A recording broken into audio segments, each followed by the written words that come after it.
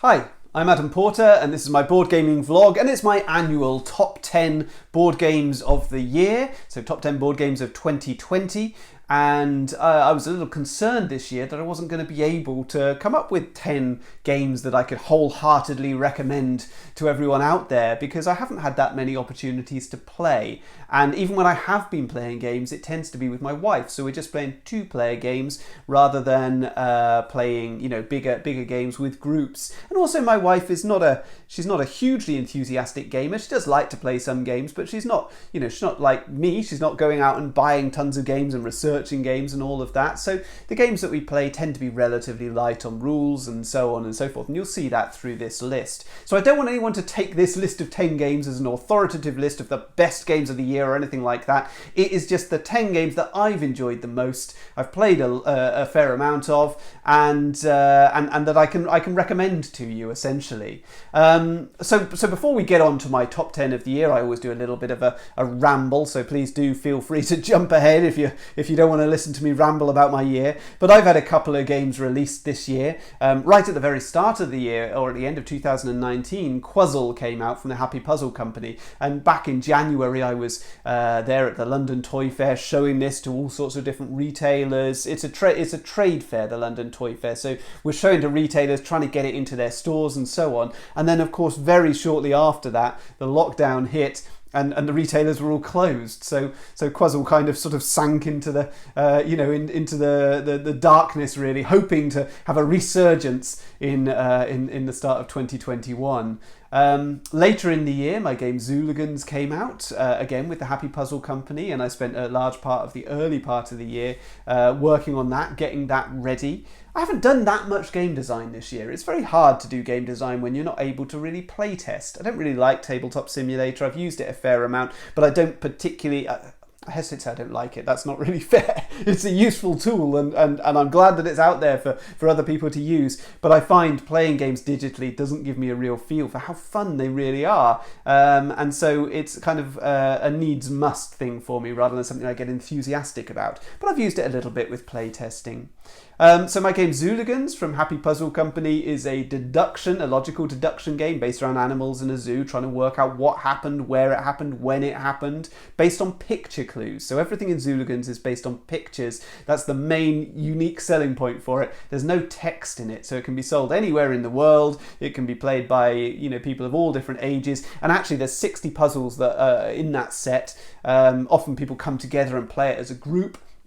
And it's a really good one for families. The later puzzles are really challenging. I think adults are going to find this stuff just as tough as the children, but the early ones are nice and easy. So really it works for everybody.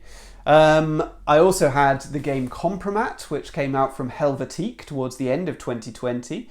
That hasn't yet reached distribution in every country. It's not out in the UK yet, for example. So in the start of 2021, I think Compromat will start to hit the stores. I'm really proud of Compromat, and I'm really proud actually of what Helvetique have done with it.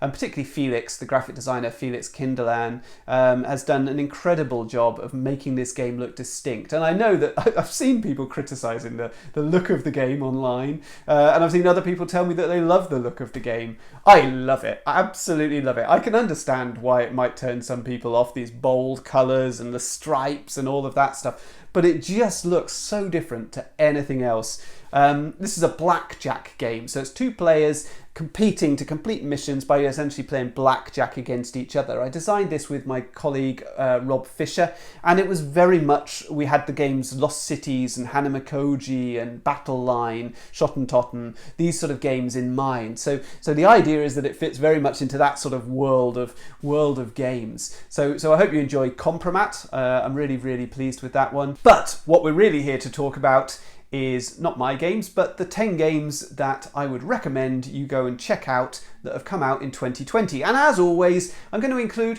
a little bit of leeway there for games that came out in 2019 and I just didn't get to. Okay, it's hard to kind of get to everything in a year, so there's always a bit of leeway. We might be talking about some games that are strictly speaking 2019 games, although I don't think there's too much of that on this particular list. In Jaws, one player takes on the role of the shark and the other players take on the roles of a crew of characters from the film cooperating to eliminate that shark. The game is played in two halves. The first half involves finding the shark, and the second half is a fight to the death. Act 1 takes place on Amity Island. An event card is revealed, and this tells you to place swimmers at various locations on the board. But the cards also show various events from the film and special occurrences that happen in the game. The shark plays first, moving, eating swimmers, but not revealing its location, instead writing its actions onto the hidden tracker sheet. Of course, the location of the missing swimmers is known to everybody. The shark can also use one-off powers for an extra boost. The crew members have different abilities, including moving, rescuing swimmers, closing the beaches to prevent any swimmers from going there, carrying barrels, and using binoculars and fish finders to locate the shark. If the location of the shark is correctly guessed, then the shark's token is placed on the board. The crew are attempting to drop 2 of their barrels and attach them to the shark. If this happens, then Act 1 ends. Alternatively, Act 1 will end when the shark has eaten 9 swimmers. And the number of swimmers eaten determines the strength of the shark or crew as we go into Act 2.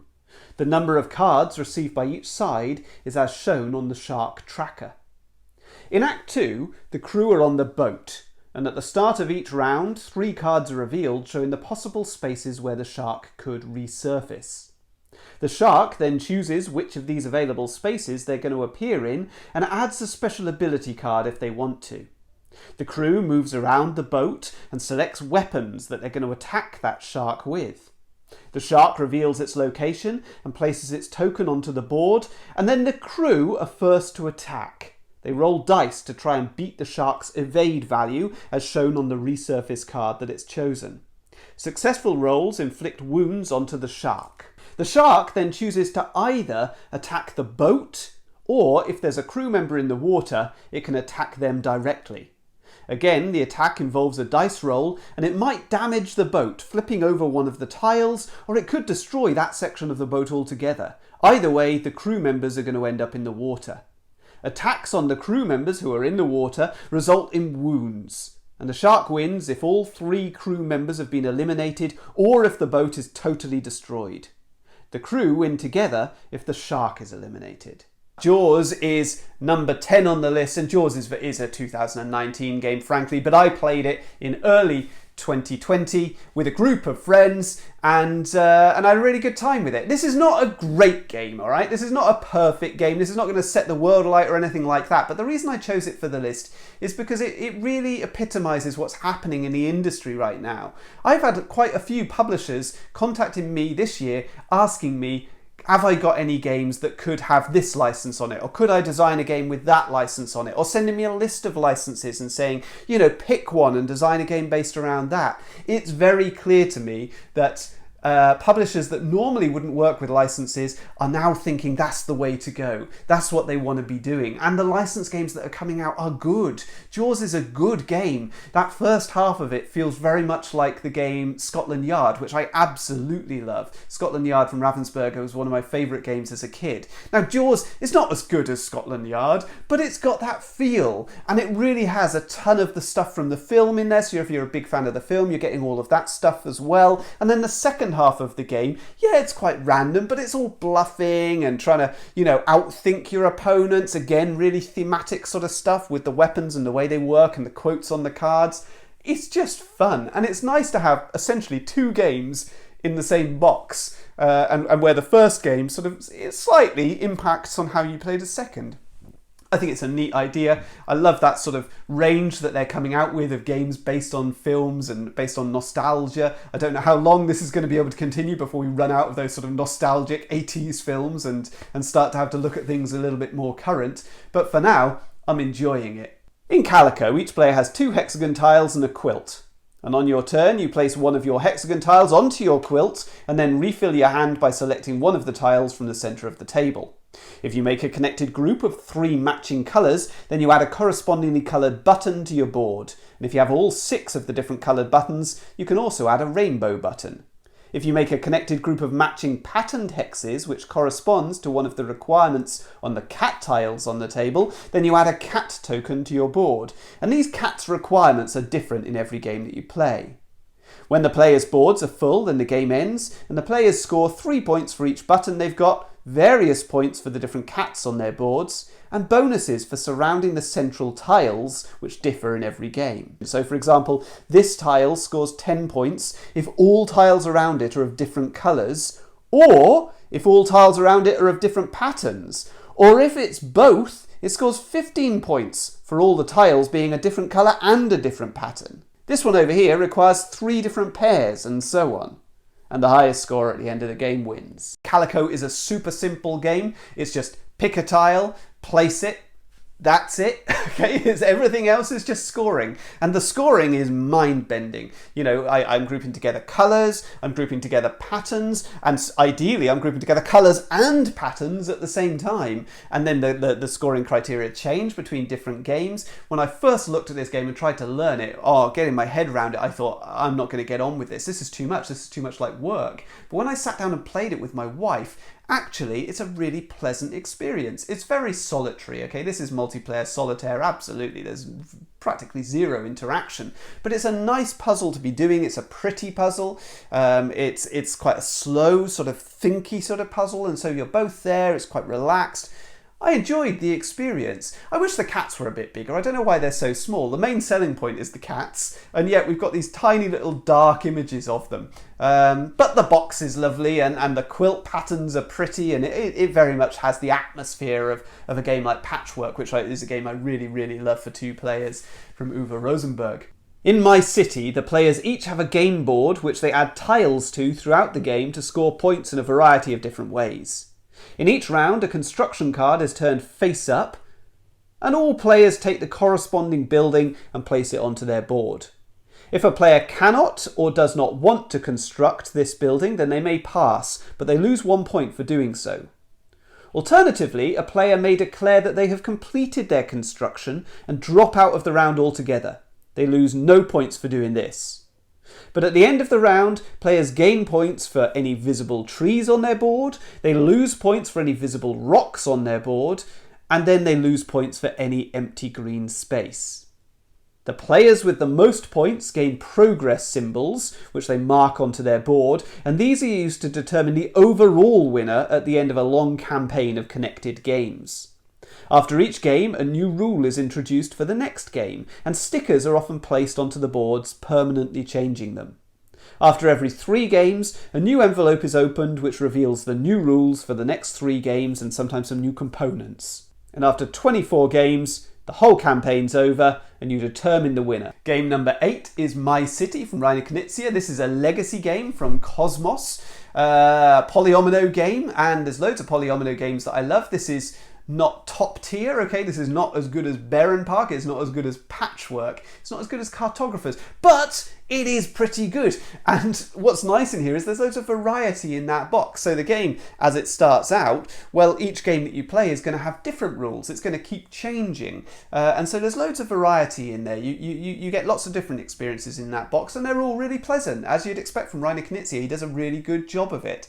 I'm a little bit conflicted about the legacy side of things. I don't know why it needed to be a legacy game. If you look at a game like Cartographers or Isle of Skye or something like that, you're laying out a series of different scoring objectives from a deck, and the different combinations of scoring objectives change the game totally. And that's essentially what happens in My City, except that it's dictated on game 2 you must use this scoring criteria, this scoring criteria, and this scoring criteria. And then on game 3, one of them changes, but you keep the other 2, and so on, which just feels very restrictive when essentially there's absolutely nothing stopping Reiner and Cosmos from throwing all of those scoring criteria into a deck of cards and just dealing out 3 and playing the game that way, which means then the game has infinite replayability. That said, I am conflicted because I enjoyed the legacy aspect. I like sticking stickers on the board. There's no story in this game, don't get me wrong. It's not one of those sort of legacy games with this huge narrative, but it is nice altering your board a little bit,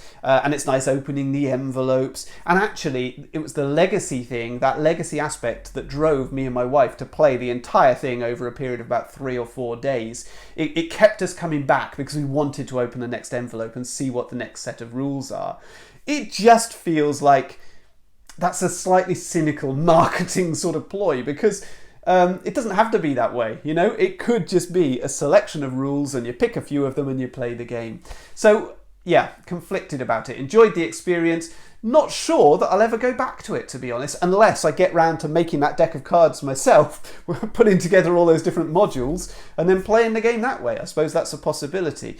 There is a game included in the box which you can always play on the reverse of the board, but that only has one set of rules. It doesn't have variable rules, and it's pretty, at that point, the game becomes pretty forgettable. So I don't think I'll be going back to that time and again. I'd always pick Berham Park, for example, over a game of the permanent version of My City. But the legacy thing, yeah, I've got to admit it was fun. In Point Salad, players collect vegetable cards and point cards which award positive or negative victory points for having certain vegetables at the game end.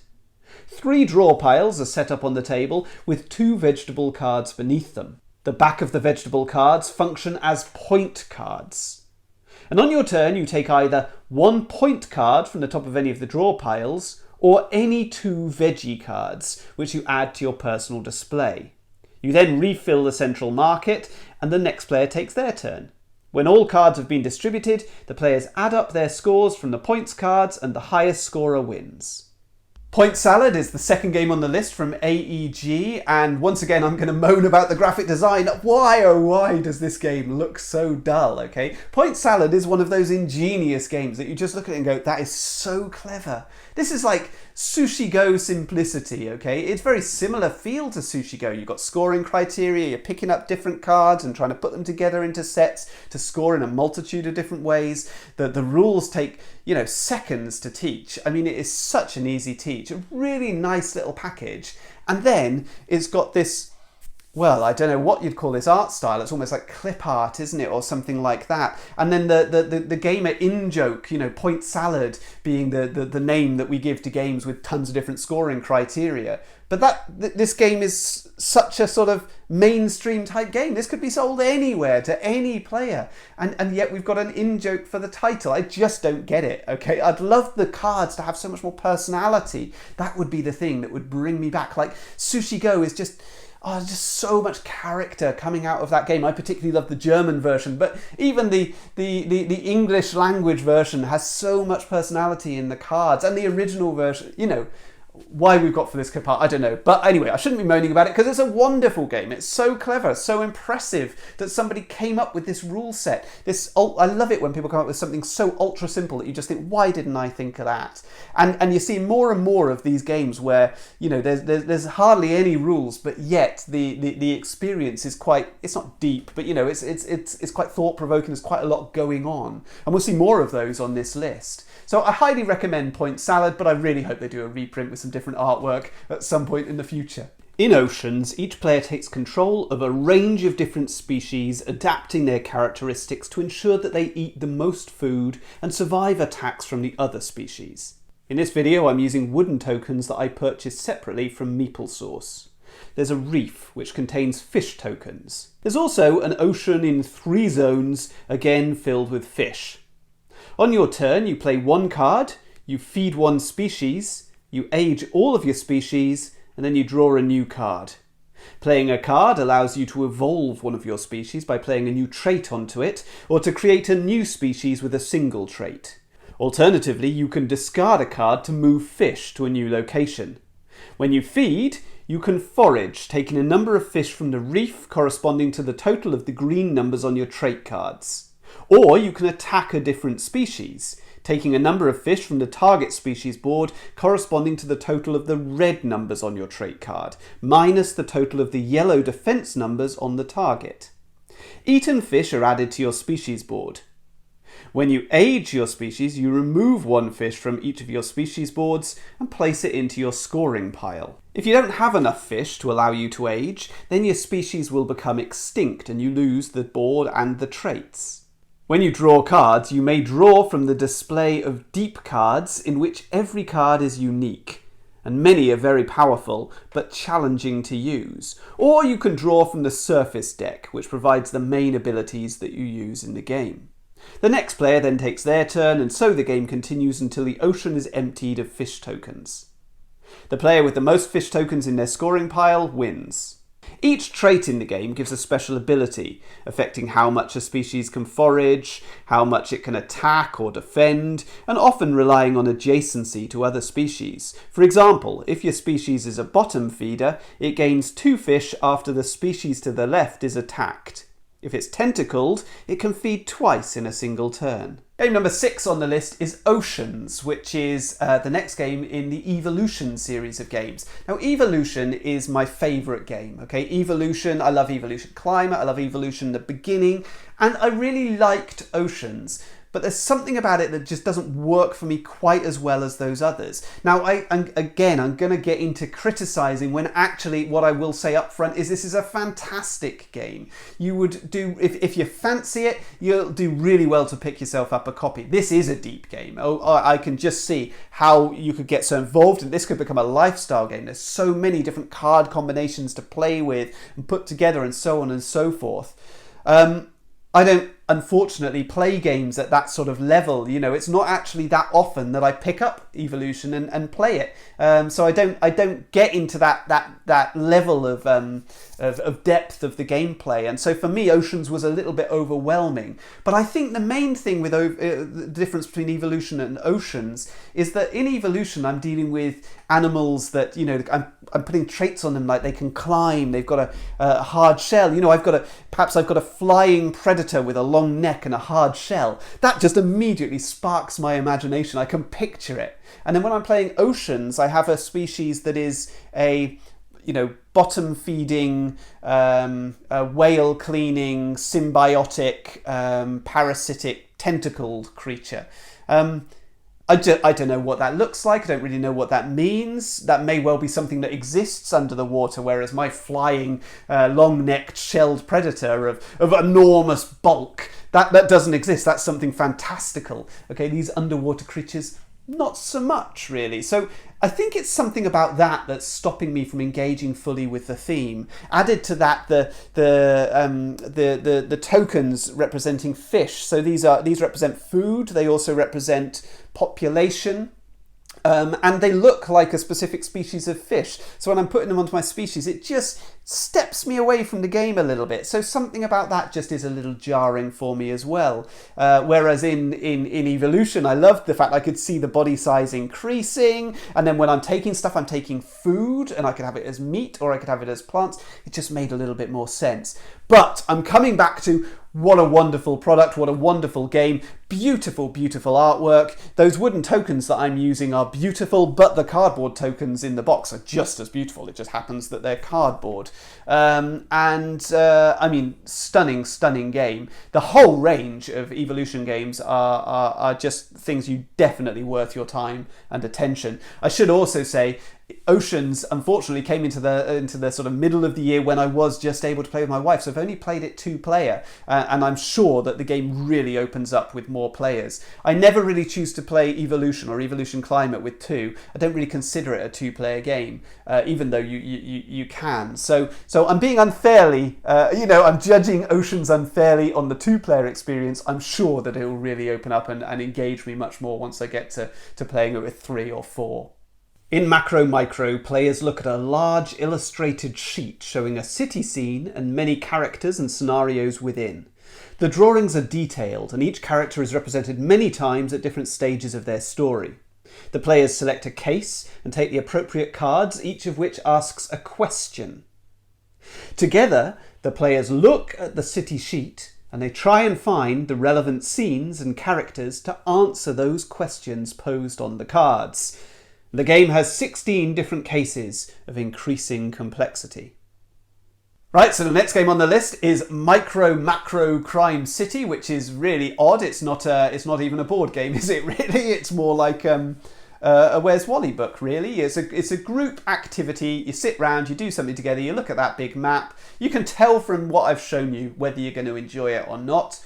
I really do. I like the pictures. I like the stories. I like searching for the stuff. I like sitting around with my wife and just And I can imagine playing with a bigger group and just looking for things. I find it frustrating when she finds it before me every single time, usually while I'm getting the next question out. Okay, we've found the, whatever it is, the scene of the crime. So now we're going to retrace the person's steps. So it'll say, where do they live? And so I'm picking out the card and it says, where do they live? I read it out and by then she's already found it, you know? So having said, well, right, don't look at the map until I've read the question so we can look at it together. But it's really fun. It's quite short, 16 different missions with a bunch of different questions in there, but they increase the complexity and I haven't finished it yet. So I can imagine they're going to get more and more complex. I really hope they do more of this stuff. It's the sort of thing that you can play with anybody. It's a great gift to give to somebody. And I think this is one that's well worth your time having a look at, but it's not really a board game. In Santa Monica, you're trying to create the most appealing seafront in Southern California. Each turn, you're going to select a feature card from the display to build up either your top row beach or your bottom row street. And when you place your card, it might give you a bonus, some tourists perhaps, or residents. Or it might allow you to move some of your people to a new location, or to gain some sand dollars, which can later be spent to use special abilities which are different in every game. If you select a card with the food truck beneath it, then you gain an additional sand dollar and then you move the truck. And if you select a card with the foodie token beneath, then you can move a person on your display. And if you select a card with both the truck and the foodie, then you gain 2 sand dollars or you can move 2 people. And when the VIP token moves from your starting tile, you leave a footprint behind. At the end of the game, you're going to score points for the footprints depending on the requirement of your starting tile. You also score for having people in the activity rings, placing certain cards adjacent to other cards, forming chains of matching card types, or fulfilling the requirements of an objective card which was chosen at the start of the game. The game ends when one player has placed their 14th card and the highest scorer wins. And number 4 on the list is Santa Monica, which is another AEG game. So 3 AEG games on the list. I don't think I own that many AEG games until this year. Suddenly I've got 3. And actually, I was very close to putting Tiny Towns on the list because I really enjoy that one as well. And that didn't make it. I didn't play that in time for my top 10 last year. That just felt a little bit too early in 2019, so I've left that one off. And I didn't want to give AEG too much praise. I felt like I'd be gushing. But Santa Monica is a wonderful, wonderful game. I think the art style on this one is perfect. I just think it's stunning. I just think the box is beautiful. I love the whimsical art. I love the little meeples wandering about. I love that when I put them somewhere I can see exactly what they're doing. Oh, they're going off and they're playing volleyball, or these ones are going to the cinema, or these ones are getting married, or whatever it is. You know, it's just really nice that it's not telling me a story, is it? But I'm getting a sort of snapshot of a seafront and I'm just watching people moving around and where they're going, you know. Oh, I think it's lovely. And again, the gameplay is mega simple. It's got slightly more complexity, I suppose, than something like Calico, where it's just pick a tile and play a tile, or point salad. But essentially, that's still what we're doing. We're picking a single card, might give us a couple of bonuses, and then we're placing it and moving a few pieces around to score in various different ways, often based on adjacency and things like that. But the overall picture that we create is great. There's lots of variety in terms of the different sort of scoring cards and so on. I hope the game's done well. I haven't heard that much about it this year, to be honest, but I hope it's done well enough that we'll see a bit more of it. I'd love to have some expansions and things and different things to do with these cards. So Santa Monica, really, really good. I was very impressed with this one. In Cloud City, players take it in turns to play a tile from their hand to their own personal display representing skyscrapers reaching above the clouds of their city. They then place the corresponding skyscrapers onto the tile and any walkways that they wish to include, and then they draw a new tile from the table or from the top of the deck. The walkways are worth points at the end of the game, and the longer, the better. They can cross over each other, but they must not touch, and each skyscraper can have a maximum of 2 walkways attached. When all players have completed their grids, the highest scorer wins. In the advanced rules, you play with 1 or 2 bonus cards which score extra points for achieving certain objectives, having the most buildings of a particular colour, or having the highest scoring continuous walkway, etc. Or they might cost you points if you make certain patterns, or if you're missing certain features. Number 3 on the list is Cloud City, which is from Phil Walker Harding and Blue Orange Games. I mean, Phil Walker-Harding has never really put a foot wrong. I love all of his games. This is the guy who designed Baron Park and Sushi Go and Emotep and Gizmos and Silver and Gold, and just so many fantastic games have come from Phil Walker-Harding. And he's a great guy. I've met Phil Walker-Harding. He's a lovely bloke. And Cloud City is just... It's another one of these ones, take a tile, place it. Take a tile, place it. That's all you do. But the scoring is fascinating. What I found with Cloud City was I'm playing it and I'm just laughing. And there's nothing funny in the game, but I place a tile and I place another tile and I'm just so pleased with myself at what I've managed to achieve. The way the different walkways cross over each other. I've got a really long one in there. There's another one jutting underneath. It looks amazing. I just placed something and I'm so proud with what I've done immediately that it just I find the game thoroughly entertaining. I went straight into the advanced mode where you're using all the different bonus tiles, very similar to how I would play Baron Park as well. And this feels a bit like, I loved the Baron Park expansion with the monorail going around, and this feels similar in tone to that as well. It's a beautiful production, as Blue Orange games usually are. Yeah, I can't fault it. This is exactly the sort of game I wish I could design. Something that simple, that streamlined, that looks that beautiful. So yeah, Cloud City, highly recommended. In the Key, players race to solve 3 crimes which have been committed. One crime was at 1 o'clock, one was at 2 o'clock, and the third was at 4 o'clock.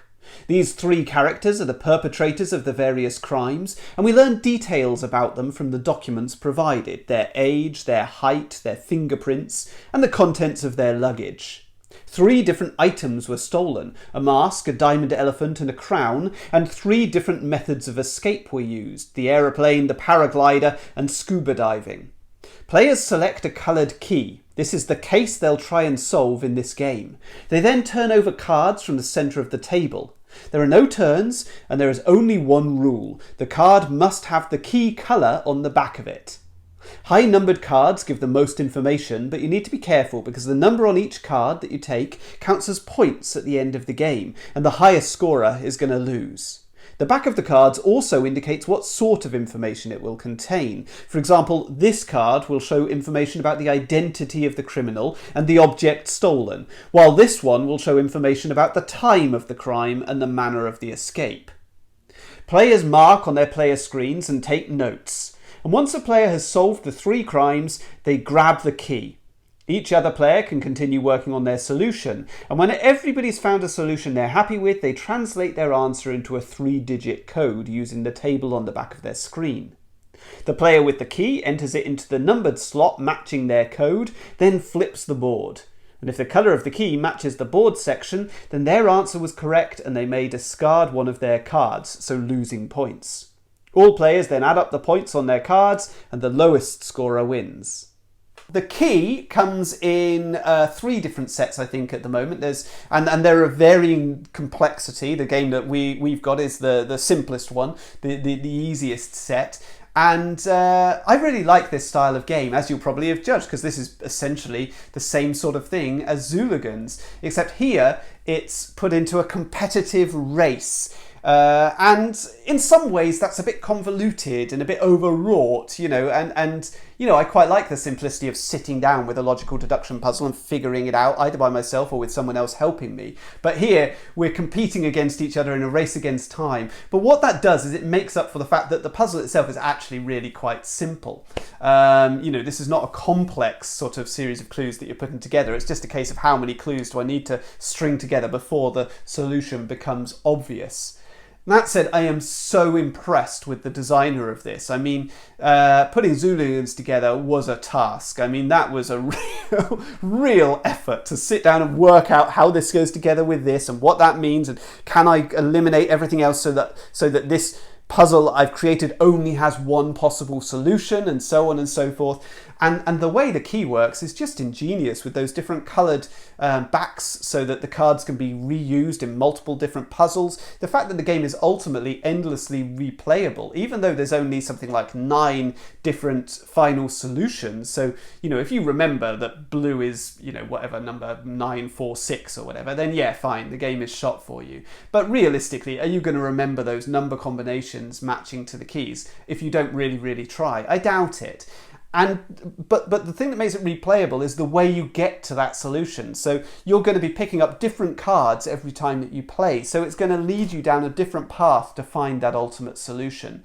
And ultimately, you're going to need to be able to demonstrate how you've got to that solution. You know, the game is not about guesswork. You're not supposed to just go, oh, we're playing blue, are we? Right, I know the answer to that. You're going to have to demonstrate with your cards how you got there. So the game is endlessly replayable, and it's a really fun puzzle. I'll probably end up picking the other two, and hopefully some of the more challenging ones as we've got a bit better at playing it. HABA make wonderful games, usually for very young children, but this one I think you can play with a group of adults, you can play with families, it's beautifully illustrated and so on, and there's a nice little bit of you know, story and getting to know the characters and things in the game as well. So brilliant. The Key, completely gone under the radar as far as I can tell, but yeah, well worth picking up if you can find it. In Isle of Cats, each player fills a ship with cats and treasures of various shapes and sizes. They're attempting to cover rats, fill rooms and collect cats of similar colours. And at the start of a player's turn they gain 20 fish. They then draft a handful of 7 cards, taking 1 card each time and passing them on until all players have 7 cards. The players then choose which of their 7 cards they want to keep, and they pay for these with fish. Any blue cards are played immediately. These are endgame scoring objectives. Players then play green cards to establish turn order and gain baskets. And players then take turns to take cats from the display, paying fish. The cats are placed onto the ship, and each cat requires 1 available basket when it's placed. Some cards award treasures and special Oshaks tiles, which are essentially wild, and count as any colour as marked with a token. After 5 complete rounds, the ships are scored. There are various scoring criteria: matching cats, filling rooms, rare treasures, etc., along with the objective cards you played earlier. So Isle of Cats is from designer Frank West and his City of Games. This came as a bit of a surprise to me, really, how much we enjoyed this game. This game pretty much got us through lockdown, okay, right in those, you know, back in those early months of, I can't remember, was it April probably, I started playing Isle of Cats, and we played it a lot, 2-player, and this is a step up from things like Bear Park and My City and so on. There's a lot more going on in it. There's the card drafting and the different ways that you score points and purchasing cards by spending fish and so on. So there is a degree of complexity here, but the game also comes with a really good, really fun family mode that's just as simple as things like Bear Park and so on. The artwork is stunning. I mean, they've done an immaculate job on this. The production values are outstanding. You know, I'm really impressed with that. The gameplay is challenging. It's competitive. My wife and I, we go head to head on it. It's not random. You know, she beats me far more than I win. She's better at it than I am. But every now and then I manage to squeak a victory. And you know, I've found this one, it's gone immediately right to the top. As far as my wife is concerned, this is one of her favourite games of all time. And for me, it's not far off, you know, it's pretty high up that list as well. Yeah, if you like things like Bear Park, if you like things like Patchwork, but you're looking for a little bit more complexity, and a hugely variable package, loads of variety in that box, because, you know, not all the cards come out in any individual game. This is the game for you, and it's just beautiful to look at as well.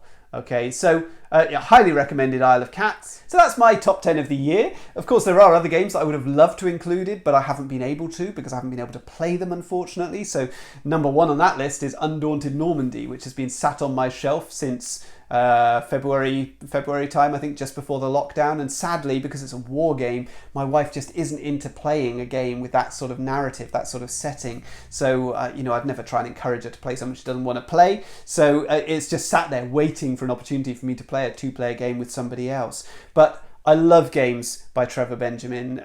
Trevor's a great guy. I know Trevor, and I think I've got most of his games in my collection, and I really enjoy all of them. I've enjoyed games by Dave Thompson as well over the years, and this one, just watching videos of it and reading about it, I know that it's going to really, really work for me. I love the art style. I really like everything that Osprey does, Osprey Games. And so this one, yeah, I'm sure it would have hit that top 10. I'm pretty sure it would have eked out Jaws, for example, if I'd managed to play it. Other games that I'd really like to play, Fox and the Forest Duet. I've got that sitting on the shelf, still waiting to play.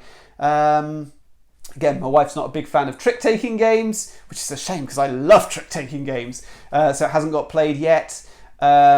Captain Bluff, which is a game by Helvetique. So Helvetique made my game Compromat. So and Captain Bluff is in the same range. I've been waiting to play that. That sounds really fun. I love bluffing games.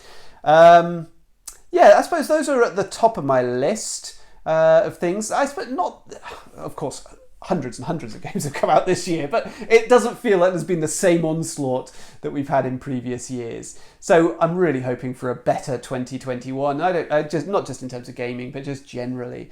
Okay, I really appreciate everybody who watches these videos. I see the same names coming up in the comments time and time again. So I know that there are some people who are really loyal, you know, in terms of watching these videos and coming back time and again. I really appreciate that. I hope you're all well. I hope you've stayed well through the year and that the pandemic hasn't affected you too badly. And I hope you have a really, really good Christmas and New Year. And a much better 2021. If you've enjoyed this video, please watch some of my others on my YouTube channel, Adam's Board Game Wales. On Twitter, I'm at Board Game Wales. On Board Game Geek, I'm Adam78. Thanks very much for watching. All the best.